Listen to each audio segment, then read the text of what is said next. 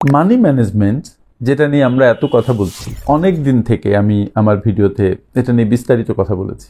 আজকের যে টপিকটা সেটা হচ্ছে যে যেসব মহিলারা চাকরি করেন তারা তাদের টাকা কিভাবে সামলাবেন সেটা নিয়ে। আমি যেহেতু পার্সোনাল কনসালটেশন করি, ট্রেনিং সেশন করি, কর্পোরেট ট্রেনিং করি, আবার লম্বা সময় ব্যাংকে কাজ করেছি, এই মাল্টিপল অভিজ্ঞতা থেকে আমার দুটো জিনিস খুব মনে হয়েছে।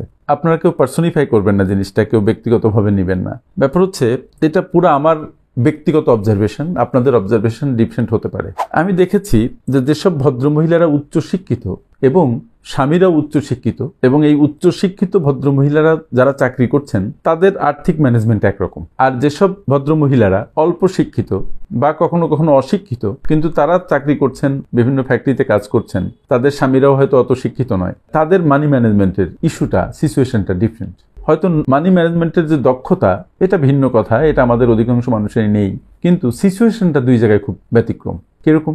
দেখা যাচ্ছে যে যারা উচ্চশিক্ষিত ভদ্রমহিলা তাদের আয়ের টাকায় অধিকাংশ ক্ষেত্রে আমি বলছি হাজব্যান্ড কিছুই জানছে না, কিন্তু হাজব্যান্ডের কাছ থেকে তার যে প্রাপ্তিটা, সংসার খরচ থেকে শুরু করে তার ব্যক্তিগত খরচ সবকিছু, সেটা তারা বুঝে নিতে পারছেন। হাজব্যান্ড অধিকাংশ ক্ষেত্রে জানতে পারছেন না বা অ্যাক্সেস পাচ্ছেন না যে তার ওয়াইফ টাকাগুলা নিয়ে কি করছেন।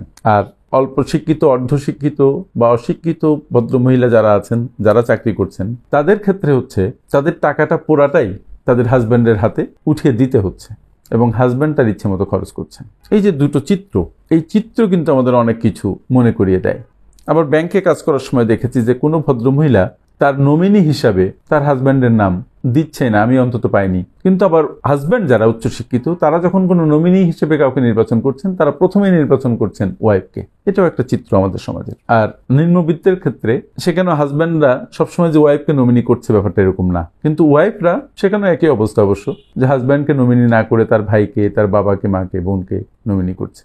কিন্তু আমার টপিকটা মূলত সেটা নয়। আমার টপিক হচ্ছে যে একজন ওয়াইফ যিনি চাকরি করছেন তিনি তার ফান্ডকে কিভাবে ম্যানেজ করবেন সেটা নিয়ে। সুপ্রিয় শ্রোতা, আমার আজকের ভিডিওতে আপনাদের স্বাগতম। আপনারা যারা আমার সাথে দীর্ঘদিন ধরে পথ চলছেন তাদের অসংখ্য ধন্যবাদ, আর যারা নতুন তাদেরকে বলি আমাদের চ্যানেলটিকে সাবস্ক্রাইব করুন, কারণ আমাদের চ্যানেলে পার্সোনাল ফাইন্যান্স সংক্রান্ত বিষয়, পার্সোনাল ডেভেলপমেন্ট সংক্রান্ত বিষয় সবিস্তারে আলোচিত হয় এবং এটা প্রত্যেকটা মানুষের দরকারি বলে আমি অন্তত মনে করি। আর আমি অন্যের কাজে লাগবে সেজন্যই মূলত আমি ভিডিও করি। চলুন যাওয়া যাক মূল আলোচনায়।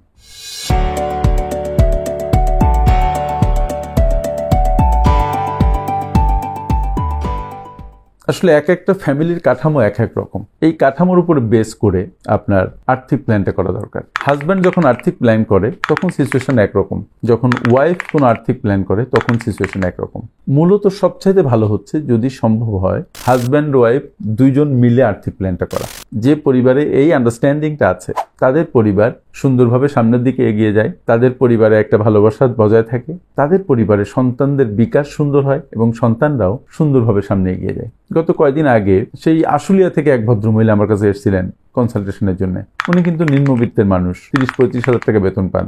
তো উনি উনার আর্থিক ম্যানেজমেন্ট কিভাবে করবে সেটা নিয়ে আমার সাথে কথা বলতে এসেছিলেন। অদ্ভুত ব্যাপার হচ্ছে এই ভদ্রমহিলাও তার ইনকামের পুরো টাকাটাই তার হাজব্যান্ডের হাতে উঠিয়ে দেন। অল্প কিছু টাকা হয়তো তার কাছে থাকে, হাজব্যান্ডের অগোচরে সেটা সে তার পরিবারকে হেল্প করে, তার বাবা মাকে। তার কাছে আমি প্রশ্ন করেছি যদি আপনি এখন অসুস্থ হয়ে যান কি হবে? তো বললো যে আমি যদি অসুস্থ হয়ে যাই আমার ট্রিটমেন্টের কোনো ব্যবস্থা হবে না। আমি বললাম যদি আপনি 3 মাস চাকরি না করেন তখন কি হবে? তখন আমাকে পুরো হাউস ওয়াইফ হয়ে যেতে হবে এবং তখন আমি খুব খারাপ অবস্থার মধ্যে দিয়ে দিন কাটাবো।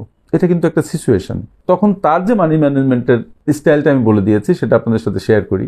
সেক্ষেত্রে আমি তাকে বলেছি যে আপনি অন্তত আপনার আয়ের 10-15%, যেহেতু তার বয়স 30-এর কোঠায়, 10-15% আপনি সেভ করবেন আপনার নামে, প্রথম পরামর্শ।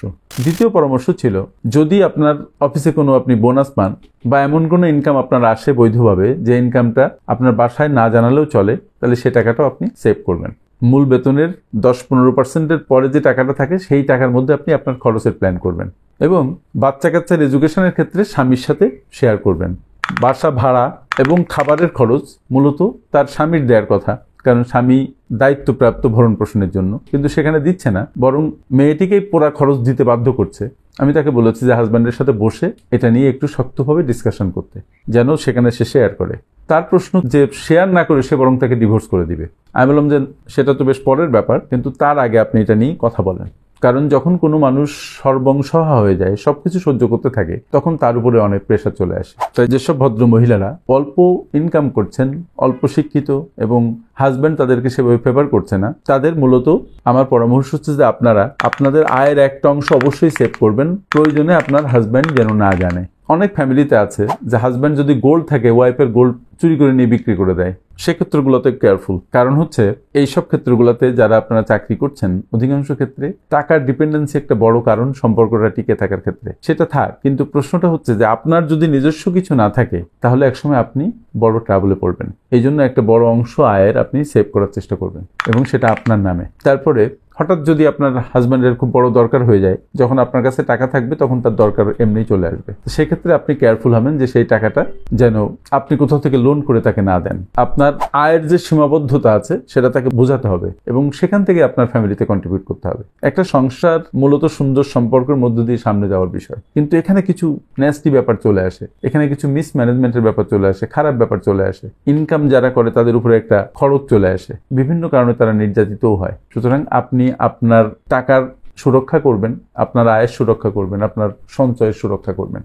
আপনি যে কোনো খরচ করার আগে হাজব্যান্ডের সাথে বসার চেষ্টা করবেন, নেগোসিয়েশনে আসবেন। ঝগড়া করতে বলি না, কিন্তু আলোচনায় আসতে বলি। সংসার টিকিয়ে রাখার জন্য আমাদের অনেক স্যাক্রিফাইস করা লাগে, ছেলে মেয়ে উভয়েরই করা লাগে, কিন্তু যিনি চাকরি করছেন তার যেন এই কষ্ট যে করছেন, সেই কষ্টের একটা অংশ যেন তার নিজের আয়ত্তে থাকে, নিজের অধিকারে থাকে। অনেক ক্ষেত্রে আমি দেখেছি যে এই নিম্নবিত্তের ভদ্রমহিলা যারা চাকরি করছেন, তাদের বাপ মাও তার উপরে খুব চেপে বসে যে প্রতি মাসে টাকা দিতে হবে, না দিলেই চলবে না।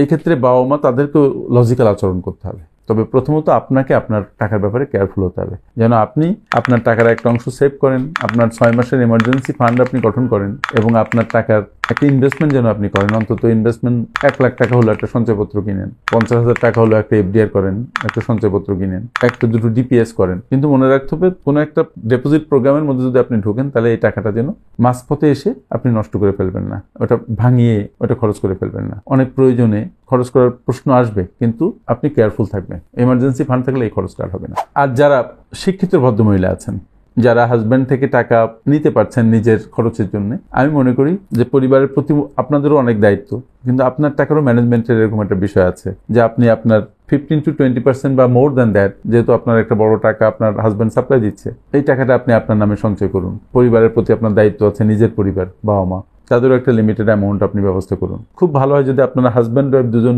মিলে আর্থিক প্ল্যানটা করতে পারেন, যে ভবিষ্যৎ প্ল্যান কি, বাচ্চা কাচ্চার এডুকেশনের অবস্থা কি, ভবিষ্যৎ ইনভেস্টমেন্ট কোন দিকে যাবে, জমি কিনবেন নাকি অ্যাপার্টমেন্ট কিনবেন, গাড়ি কিনবেন কিনা, এসব অনেকগুলো বিষয় আছে। আর্থিক প্ল্যানটা করে, ইভেন রিটায়ারমেন্ট প্ল্যানটা করে, তারপরে আপনার তার সাথে অ্যালাইন করে আপনাদের সেভিংস প্ল্যানগুলো সাজান, ইনভেস্টমেন্ট প্ল্যানগুলো সাজান। কিন্তু এখানেও একই কথা যে এমার্জেন্সি ফান্ড যেন আপনার থাকে, আপনার জন্য একটা ভালো অ্যামাউন্ট প্রতি মাসে সেভ হয়, এবং সেভিংসের একটা অংশ যেন বিনিয়োগে রূপান্তরিত হয়। পরিবারে আপনার যে কন্ট্রিবিউট করতে হবে সেটার জন্য আপনার স্বামীর সাথে আলাপ করেই হয়। তাহলে হবে কি যে আপনি যখন রিটায়ার করবেন তখন আপনার হাতে প্রচুর টাকা থাকবে। তবে এই ক্ষেত্রে যদি হাজব্যান্ড ওয়াইফ আপনারা দুজন মিলে একটা প্ল্যান করেন, তাহলে দেখবেন it will be very much workable. যেন এমন না হয় যে আপনার হাজব্যান্ডের টাকাও আপনি ম্যানেজ করছেন, আপনার টাকাও আপনি ম্যানেজ করছেন, কিন্তু আলটিমেটলি ম্যানেজ না হয়ে মিসম্যানেজমেন্ট হয়ে যাচ্ছে। খরচের স্বভাবটা একটু পরিত্যাগ করতে হবে, বিশেষ করে অতি খরচের স্বভাবটা। কারণ আমাদের ইনকাম তো কম, এক্সপেন্ডিচারের ক্ষেত্রে অনেক বেশি। আমাদের প্রতিটা মুহূর্তে কেয়ারফুলি মুভ করতে হবে।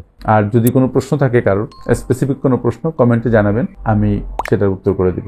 অথবা আমার হোয়াটসঅ্যাপ নাম্বার আছে আমাদের পেজে, সেখানে দিলে আমি টেক্সট করে দিব আপনাদের। সুতরাং ভালো থাকবেন। আমার সাথে এতক্ষণ থাকার জন্য অনেক ধন্যবাদ।